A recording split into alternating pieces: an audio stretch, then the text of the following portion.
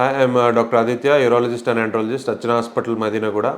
చాలామంది పెద్దవాళ్ళు అడుగుతూ ఉంటారు, లేడీస్ కానీ జెంట్స్ కానీ, తరచూ మూత్రంలో ఇన్ఫెక్షన్స్ వస్తున్నాయి ఎవ్రీ 3 నెలలకి కానీ అట్లా.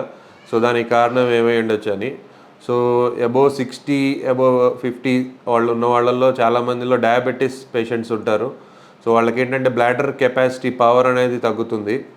సో చాలా యూరిన్ లోపల మిగిలిపోవటం కానీ, ఈ అన్కంట్రోలబుల్ షుగర్ వల్ల ఉండటం వల్ల చాలా యూరిన్ ప్రొడ్యూస్ అవ్వటం కానీ, సో యూరిన్లో షుగర్ శాతం పెరగటం వల్ల కానీ, సో వీటి వల్ల చాలామందికి ఇన్ఫెక్షన్స్ తరచుగా వస్తూ ఉంటాయి. ప్లస్ వయసు రీత్యా పెరిగే కొద్దీ బ్లాడర్ హోల్డింగ్ కెపాసిటీ అనేది తగ్గుతుంది. అండ్ బ్లాడర్ ఏంటంటే ఇంతగా ముందులాగా పనిచేయదు, ఎక్కువ యూరిన్ మిగిల్చుకుంటూ ఉంటుంది.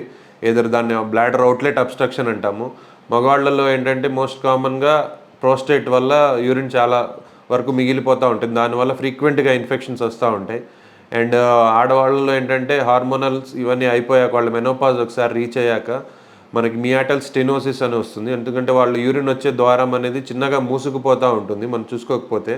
దానివల్ల యూరిన్ చాలా మిగిలిపోవటం, మాటిమాటికి యూరిన్కి వెళ్ళటం, ఎక్కువ యూరిన్ రాకపోవటం, చాలా యూరిన్ లోపల మిగిలిపోవటం వల్ల తరచుగా వాళ్ళకి ఇన్ఫెక్షన్స్ వస్తూ ఉంటాయి.